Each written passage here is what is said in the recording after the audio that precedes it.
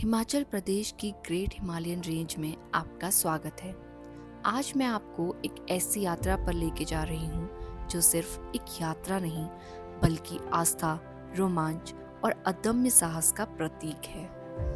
यह दुर्गम कैलाश यात्रा जिसे महादेव का आशीर्वाद प्राप्त हो वही पूरी कर पाता है। यहाँ की हवा में शिव की शक्ति का वास है, कण कण में दिव्यता समाई है। यह केवल एक पर्वत चोटी नहीं बल्कि शिव का साक्षात स्वरूप है, जहाँ 18,570 फीट की ऊंचाई पर हिम से आच्छादित शिवलिंग प्राकृतिक रूप से विराजित है। ऐसी मान्यता है कि भगवान शिव भस्मासुर से छिपने के लिए इसी पर्वत में समा गए थे। जब भगवान शिव इस विशाल चट्टान से बाहर निकले तो उस प्रक्रिया में यह चट्टान खंडित हो गई, जिससे इस पर दरारें पड़ गई। तभी से ही शिला को श्रीखंड नाम से जाना जाता है। इस यात्रा को पूर्ण करना अपने आप में एक तपस्या है जो आत्मा को शुद्ध करती है और मन को शांति प्रदान करती है। आइए शुरू करते हैं अपनी श्रीखंड महादेव की यात्रा।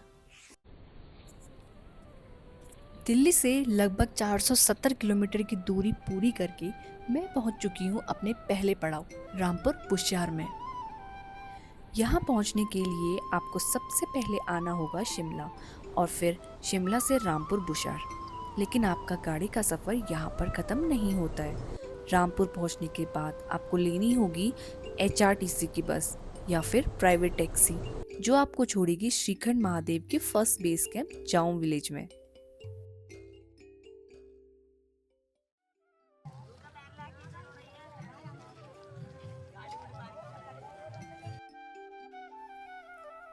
जाऊं गांव श्रीखंड महादेव यात्रा का प्रवेश द्वार है। ये वो जगह है जहां से हजारों श्रद्धालु हर साल भगवान शिव के दर्शन के लिए दुर्गम पहाड़ों का सफर शुरू करते हैं। ये सिर्फ एक पड़ाव नहीं बल्कि इस पूरी यात्रा का दिल है।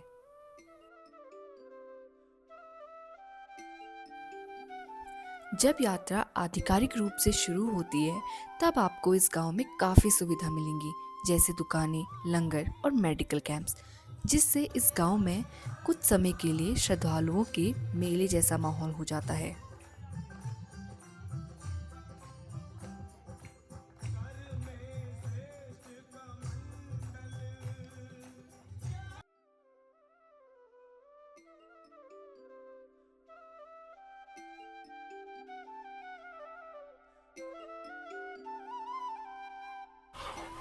रात के बज रहे 9 और मैं हूँ जाऊँ गाँव में, जहाँ मैंने अपना डिनर भी कर लिया है। और मैं आज ये इसी गांव में स्टे कर रही हूँ ताकि मैं कल सुबह यहीं से अपनी यात्रा स्टार्ट कर सकूँ। मैं जिस स्टे में रुकी थी उसका नाम था शर्मा भोजनालय एंड होम स्टे, जहाँ का प्राइस था 800 रुपये।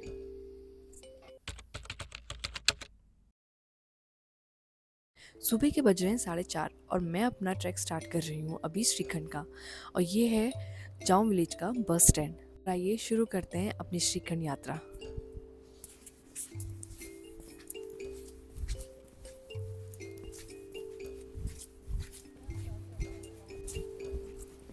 इतनी सुबह भी यहाँ आपको दुकानें खुली मिलेंगी और श्रद्धालु यात्रा के लिए प्रस्थान करते हुए मिलेंगे।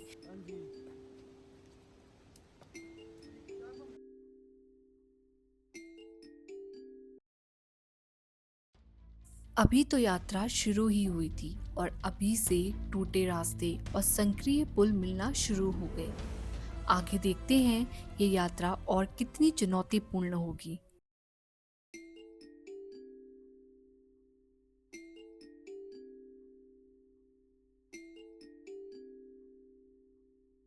जाऊं गांव से लगभग 3 किलोमीटर चलने के बाद आपको मिलेगा सिंघाड़ बेस कैंप, जहां पर आपका रजिस्ट्रेशन और मेडिकल चेक होगा। और अगर आपने ऑनलाइन रजिस्ट्रेशन नहीं किया है तो आप यहां पर करवा सकते हैं। साथ ही आपको यहां मिलेगी भोजन की और रहने की पूरी व्यवस्था, वो भी मुफ्त में। मैं अपना रजिस्ट्रेशन चेक करवा के अभी बस थोड़ा सा आगे निकली थी कि काफ़ी बारिश शुरू हो गई है और मौसम का हाल देख के ऐसा लग रहा है कि हमें रास्ते भर बारिश होने वाली है। हालांकि मेरा आज का प्लान रहेगा कि मुझे भीम द्वारी तक पहुँचना है। देखते हैं मौसम साफ देता है तो हमारे पैर हमारे साथ देते हैं। चलिए शुरू करते हैं और जारी रखते हैं इस यात्रा को।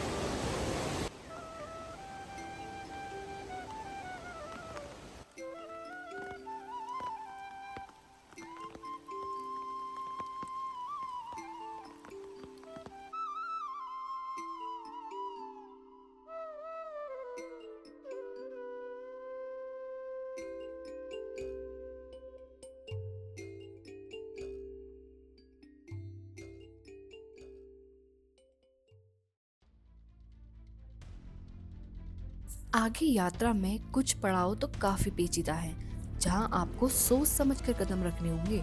अगर थोड़ी सी भी गलती हुई तो आप गिर सकते हैं और आपको चोट भी लग सकती है।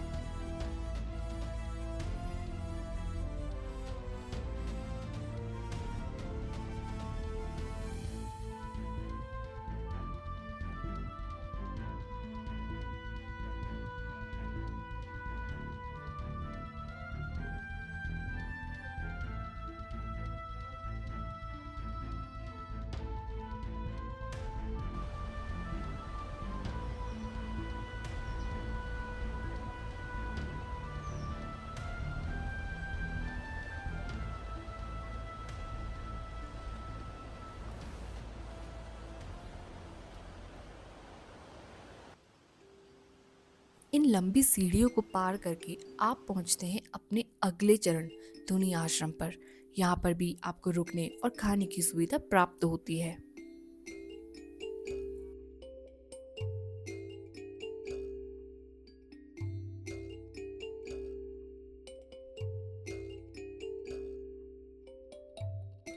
लगभग 1 किलोमीटर पैदल चलने के बाद आप पहुंचते हैं इस यात्रा के एक अहम पड़ाव पर, बराती नाला, क्योंकि यही से शुरू होती है इस यात्रा की असली चढ़ाई।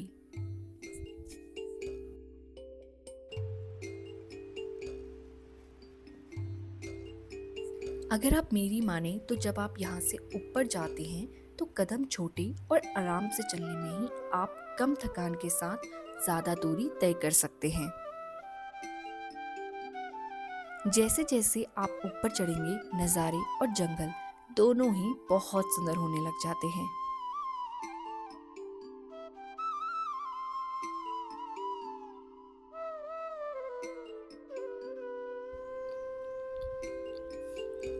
बराती नाला से लगभग 2 किलोमीटर की खड़ी चढ़ाई चढ़ के मैंने अभी अपना पहला ब्रेक लिया है, जिसमें मैंने थोड़े से प्रोटीन बार और थोड़े से स्नैक्स लिए।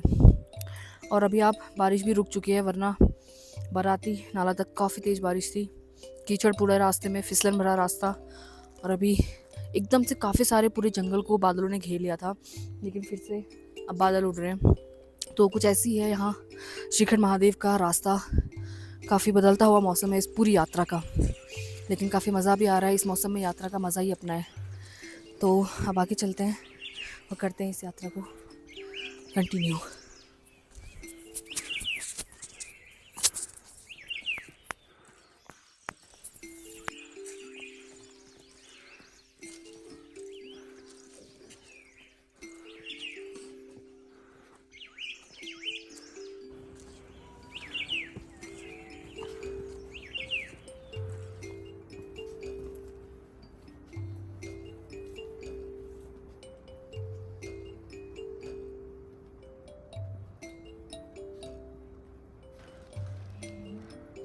मेरी खुशी का तो ठिकाना ही नहीं रहा जब मुझे दिखे ये जंगली बेरीज, जिनको हम लोकल लैंग्वेज में हिशालो कहते हैं।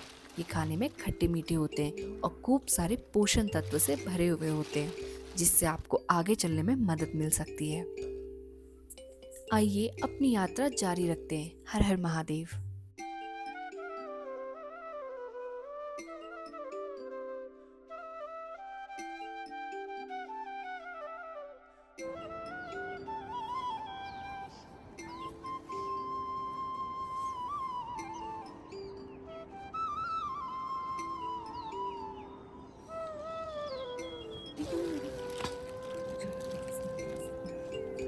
श्रीखंड महादेव की यात्रा की शुरुआत का एक नियम है। सबसे पहले यहाँ होती है अंबिका माता की छड़ी यात्रा, जो आती है निर्मंड से, और उसके बाद अन्य श्रद्धालुओं के लिए ये यात्रा जो खुलती छड़ी है। गई थी ना अभी पहला, जैसे वहाँ ऊपर पहुँचता है छड़ी, उसके बाद ही यात्रा शुरू होती है। ये छड़ी रिटर्न आ रही है। एक आगे छड़ी गई है, 2 अंबिका माता की, एक पीछे आ ये रही कहाँ से आई है? निर्मल से। निर्मल से आई है। निर्मल से ऊपर जाती है, ऊपर से फिर जाएगी निर्मल। छड़ी बोलते हैं इसको। छड़ी है, अच्छा, आप वहाँ पे इसको जाके दर्द करवा के और वापस आ गए। वापस लेकर आए, क्योंकि पहले छड़ी जाती है, उसके बाद ही यात्रा कल शुरू थी क्या होता है? है। हम 10 तारीख को ऊपर थे, कल 10 तारीख कल थी ना? आज 12 है। आज 12। अच्छा, परसों गए थे फिर। अच्छा अच्छा। ठीक है, हर हर महादेव। अरे महादेव।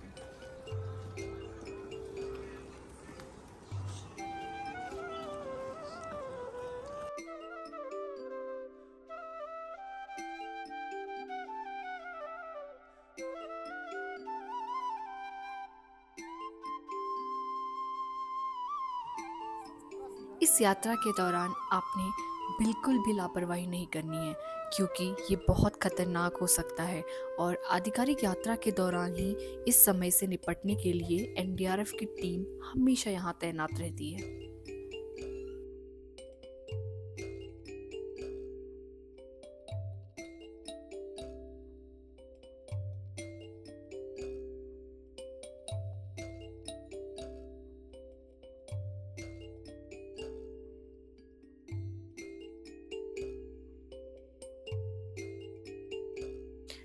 दिन के 12 बज रहे हैं और मैं पहुंच चुकी हूँ थाजरू टॉप पे।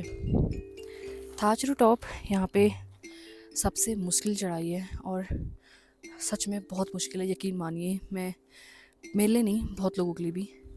और यहाँ पे आपको काफ़ी सारे टेंट्स मिल जाएंगे रहने के लिए, खाने के लिए। वैसे ये एक बेस कैंप है, जो जैसे काफ़ी सारे कैंप्स तो नीचे लगे हैं, पर ये मेन बेस कैंप्स के नाम में इनका थाचरू का नाम आता है। और यहाँ पे आपको एसडीआरएफ की टीम और मेडिकल कैंप वगैरह सब मिलेगा। यहाँ पे आप अपना एक पहला स्टॉप ले सकते हैं, जैसे मैं लेने वाली थी, और मैं यहाँ पे खाना भी खाने वाली थी। पर मैं अब सोच रही हूँ कि यहाँ से 3 किलोमीटर आगे, जैसे 1-1.5 घंटा अभी लगेगा काली टॉप पे, तो वो जो है थोड़ा सा और अभी है उसका रास्ता कठिन। तो मैं सोच रही हूँ एक बार पूरा कठिन रास्ता पूरा मैं नाप लूँ, उसके बाद ही खाना खाऊँ। और फिर उसके बाद भीमद्वारी तक पूरा नीचाई का रास्ता है, फिर वहाँ पे मैं भीमद्वारी तक, आज का स्टॉप है मेरा, तो वहीं आज का स्टॉप लेंगे।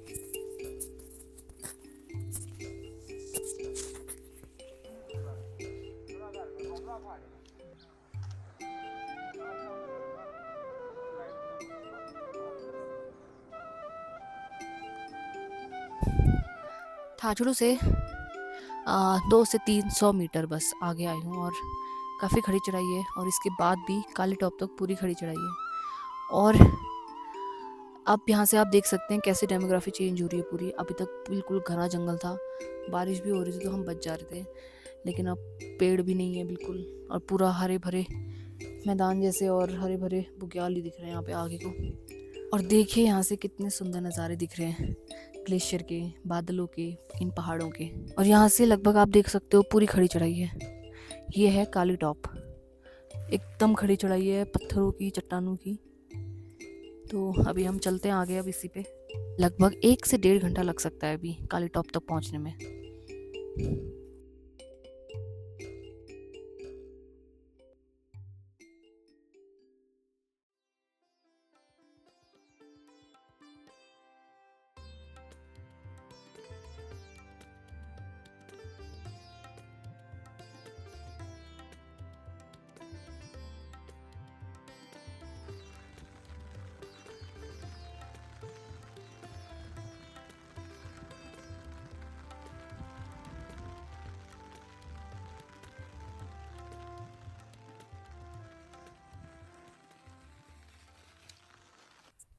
थाजड़ू से 3 किलोमीटर की चढ़ाई के बाद मैं पहुंच चुकी हूँ काली टॉप। यहाँ देवी काली का मंदिर है।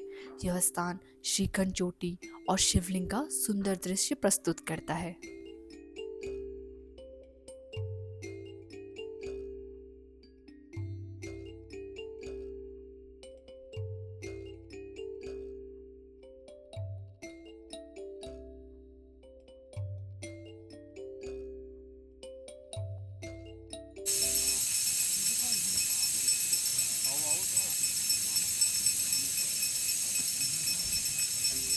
माता के दर्शन के बाद मैंने यहाँ पर लिया अपना पहला लंबा स्टॉप, जहाँ मैंने खाना खाया और उसके बाद निकल पड़ी भीमतलाई के लिए, जो यहाँ से बिल्कुल डाउन है। और भीम द्वार पहुँचने के लिए हमको अभी काफ़ी आगे और जाना है। यहाँ से बता रहे हैं 6 से 7 किलोमीटर है। तो अभी भीम द्वार तक पहुँचने के लिए थोड़ी चढ़ाई भी है, थोड़ा ढलान भी है। तो चलते हैं आगे अभी और भीम द्वार तक, क्योंकि आज हमें वहीं पे अपना स्टे लेना है।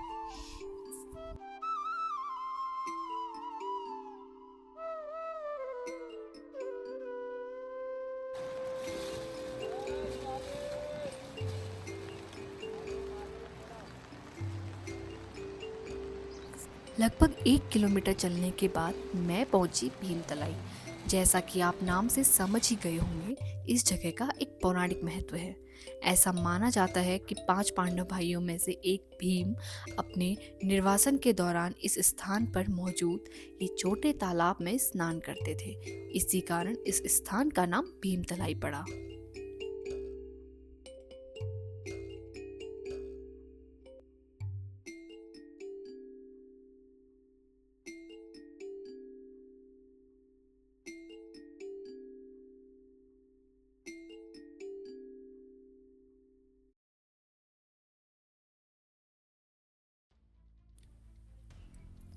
भीमतलाई से आगे रास्ता थोड़ा चुनौतीपूर्ण हो जाता है। कभी आपको पार करने होते हैं ये बरसाती नाले, तो कभी चलना होता है इन संकरे रास्तों पर, और कभी ऐसी जगह पर भी चलना होता है जहाँ रास्ता नहीं होता है। लेकिन महादेव का नाम लेके ये दुर्गम रास्ते कैसे पार हो जाते हैं पता ही नहीं चलता, और आप पहुँच जाते हैं इस यात्रा के अगले पड़ाव पुंछा में, जहाँ से कैलाश की दूरी 18 किलोमीटर बचती है। और मेरे आज की यात्रा का विश्राम होगा भीमद्वारी, जो यहाँ से 4 किलोमीटर की दूरी पर है।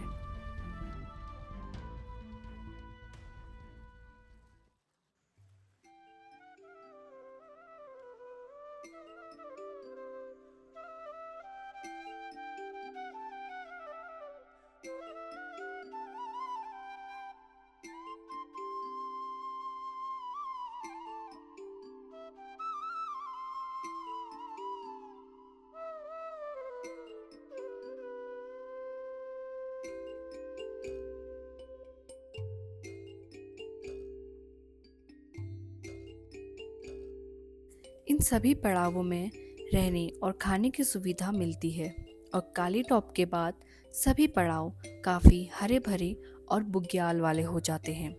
आप सुंदर प्रकृति के मनोरम दृश्य का आनंद ले सकते हैं।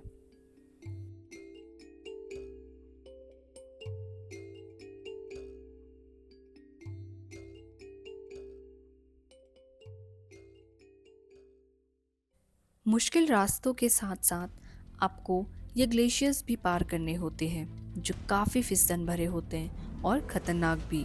अभी तो ये ग्लेशियर्स की शुरुआत है, और आगे न जाने कितने और ग्लेशियर्स पार करने होंगे।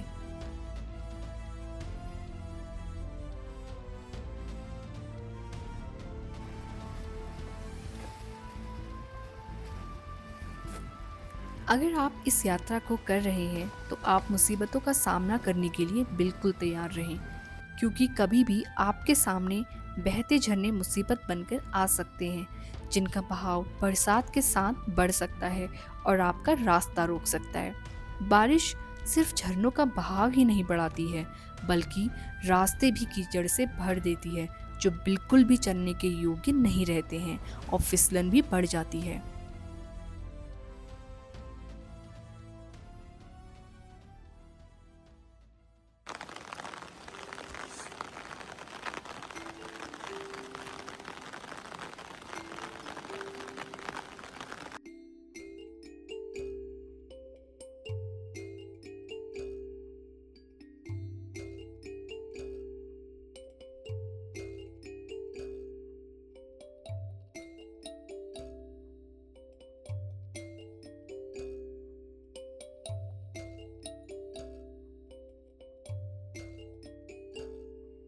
और आखिरकार मैं पहुंच ही गई मेरी आज की मंजिल भीमद्वार, जहां मेरी यात्रा के पहले दिन का स्टे होगा।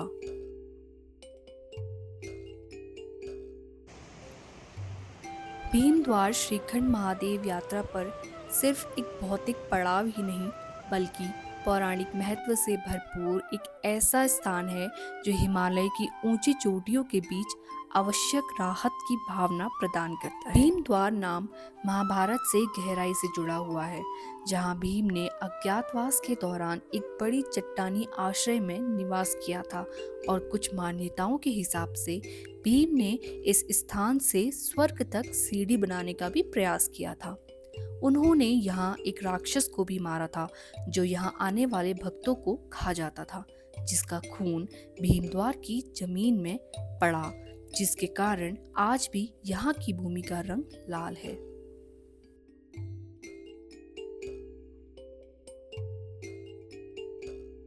यहाँ से थोड़ा ऊपर आपको भीम लिपि कही जाने वाली प्राचीन शिला लेख भी मिलेंगी जो भीम के द्वारा लिखी गई है, जिसे इस युग में किसी से भी पढ़ा जाना मुश्किल है।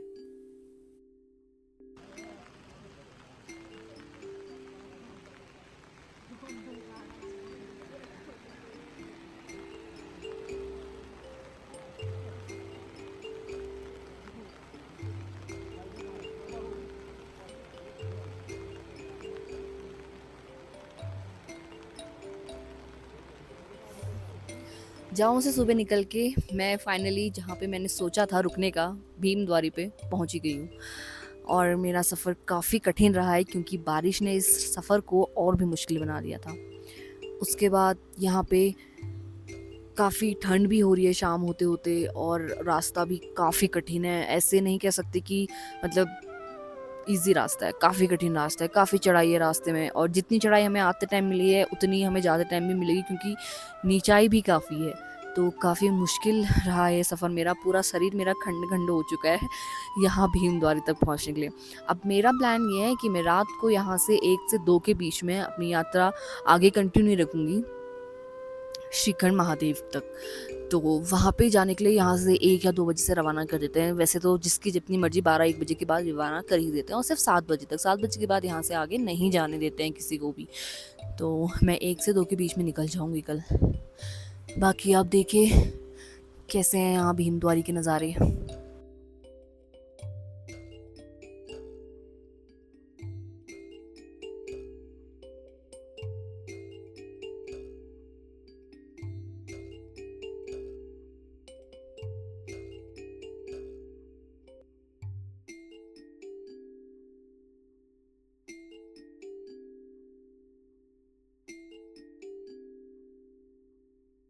हर हर महादेव। आज है मेरी यात्रा का दूसरा दिन और मैं अभी सुबह 1 बजे बिल्कुल निकल चुकी हूँ और काफ़ी भक्त तो आगे भी तक पहुँच चुके हैं। तो अभी सुबह के वक्त तो और ज़्यादा दिक्कत हो रही है क्योंकि रास्ता भी बहुत पतला है। और बाकी अभी हम चल रहे हैं और अभी हमें भीमद्वारी से ही आगे बढ़ रहे हैं और वहाँ पे अभी वो झरना हमें क्रॉस करना है। तो अभी हम चलते हैं, हमारा टारगेट है कि लगभग हम 7 बजे तक वहाँ पहुँच जाएंगे। तो चलिए कंटिन्यू रखते हैं इस श्रीखंड महादेव की यात्रा को।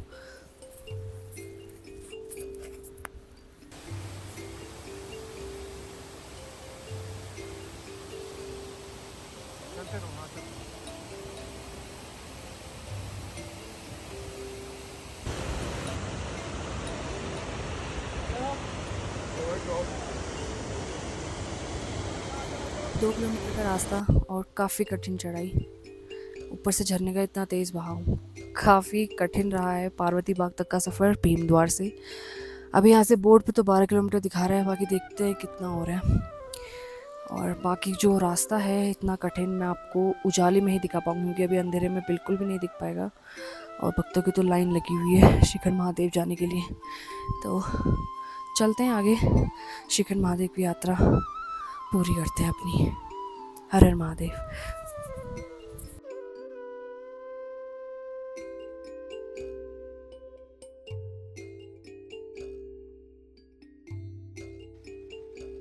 पार्वती बाग में माँ पार्वती ने विश्राम किया था, इसीलिए इसे पार्वती बाग कहा जाता है। पार्वती बाग अपनी अद्भुत सुंदरता और दुर्लभ फूलों के लिए जाना जाता है। यहाँ ब्रह्म कमल भी पाया जाता है। माँ पार्वती ने अपने आगमन पर इन फूलों को आशीर्वाद दिया था, जिससे इस स्थान की सुंदरता और बढ़ गई।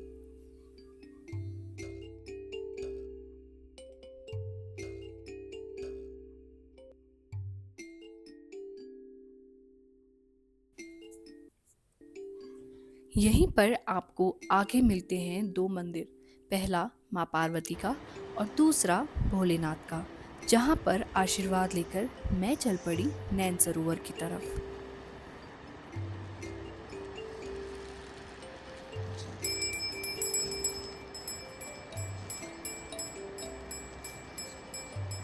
इधर जाना है इधर।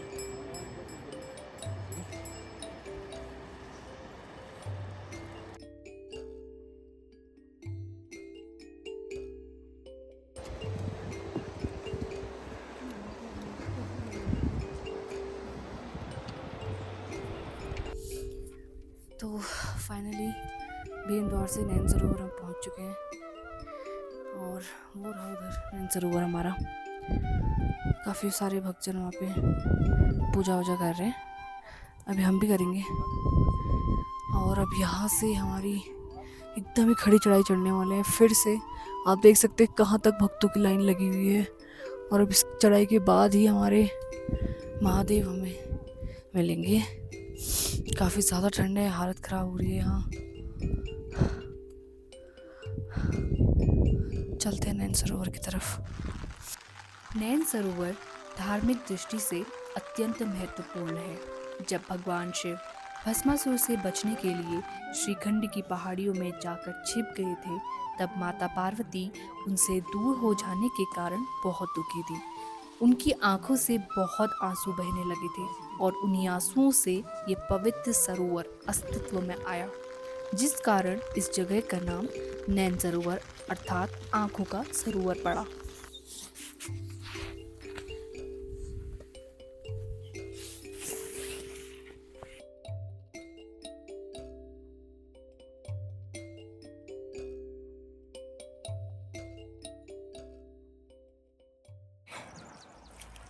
अभी थोड़ा सा मैंने पहला ब्रेक लिया कुछ खाने के लिए, जो है मेरी चॉकलेट्स। थोड़ा सा एनर्जी आ रही है इसको खा के। इतनी चढ़ाई है, मतलब आप देख सकते हैं हम कहाँ से आ रहे हैं, कुछ भी नहीं दिख रहा है कि हम कहाँ से आए थे ना। बात दिखते हैं, ऊपर से ग्लेशियर ऐसे, ऊपर से ठंड ऐसी, और रास्ता तो आप देख ही सकते हैं कितना दुर्गम रास्ता है। पूरा पत्थर ही पत्थर है, रस्सियाँ लगी हुई हैं यहाँ रास्ते में चढ़ने के लिए। और मुझे ऐसा लग रहा है कि मैं पहुंचने वाली हूँ महादेव तक, मतलब करीब हैं, इतना भी नहीं है पर करीब हैं। चलते हैं फिर से इस ब्रेक के बाद, यात्रा आगे बढ़ाते हैं अपनी श्रीखंड महादेव।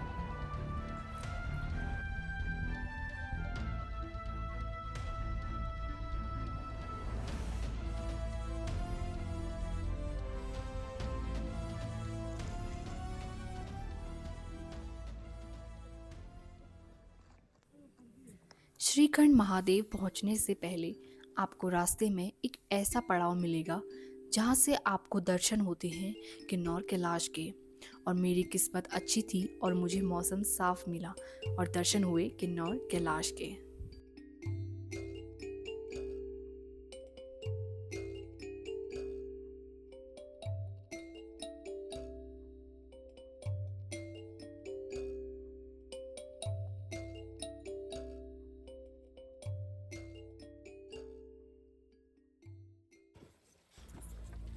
अब जैसे जैसे मैं महादेव के निकट पहुंच रही थी, वैसे वैसे मेरे को ग्लेशियर्स मिलना शुरू हो गए थे, जो बहुत ही खतरनाक थे। पर इन ग्लेशियर्स के पार महादेव को देखकर ये सब चुनौतियां दिखना ही बंद हो गई और कदम बस महादेव की ओर बढ़ते चले गए।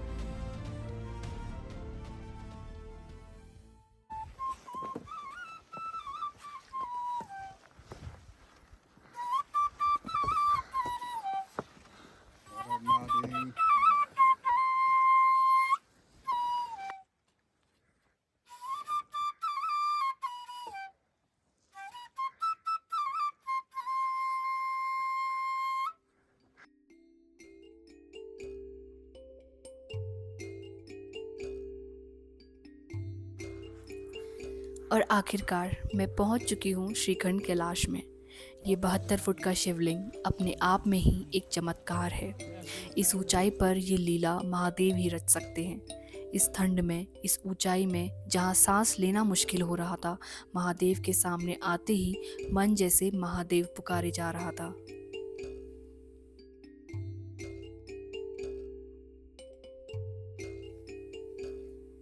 ये यात्रा महादेव की महिमा का एक रूप है, जहाँ महादेव के ही एक भक्त भस्मासुर ने महादेव की घोर तपस्या करके उनसे वरदान प्राप्त किया कि वह किसी के भी सर पर हाथ रखकर उसे भस्म कर सकता है।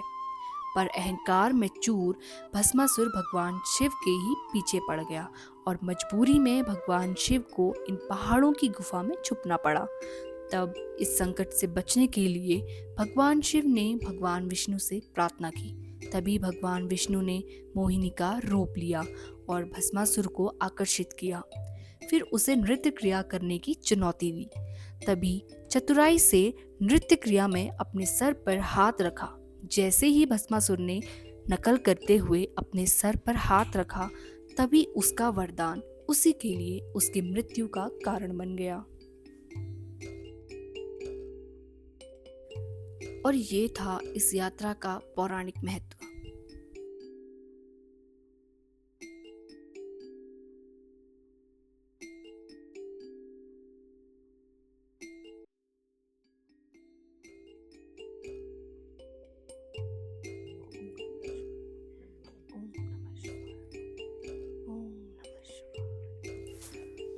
सुबह 8 बजे हम श्रीखंड महादेव पहुंच गए थे और मौसम आप देख सकते हैं कितना धुंध भरा हो रहा है। ये रहा श्रीखंड महादेव का वो शिवलिंग और यहाँ पे काफ़ी भक्तों की भीड़ लगी हुई है।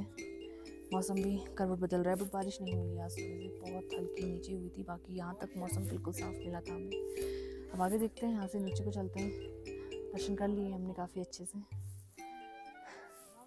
अब वापसी में आपको मैं वो कठिन रास्ता दिखाऊंगी जिससे मैं वापस ऊपर आई हूँ अभी, क्योंकि अंधेरे में तो वो कुछ दिख नहीं सकता था और वो रास्ता काफ़ी कठिन है। तो चलिए वापसी करते हैं हमारे बेस कैंप्स की तरफ।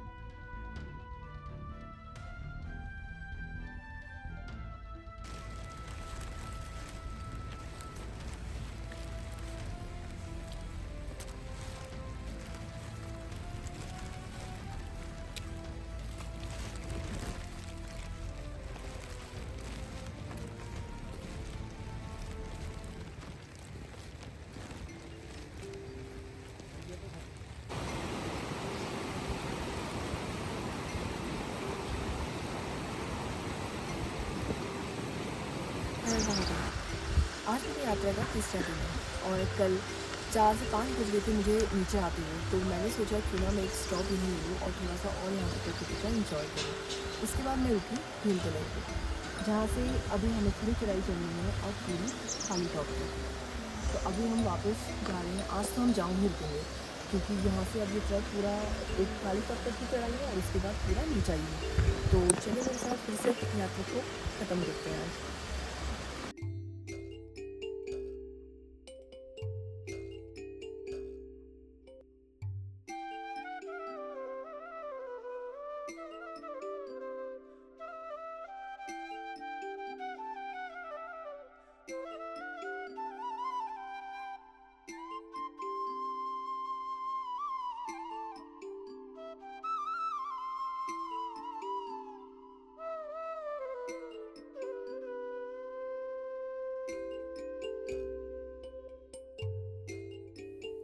इस यात्रा के दौरान प्रशासन बच्चों को आपातकालीन प्रशिक्षण भी प्रदान कर रहा है, जिससे यह बच्चे आज नहीं तो कल किसी भी श्रद्धालु की मदद कर सकें और अभी ये यात्रा को कुशल तरीके से संपन्न करने में सहायता करेगी।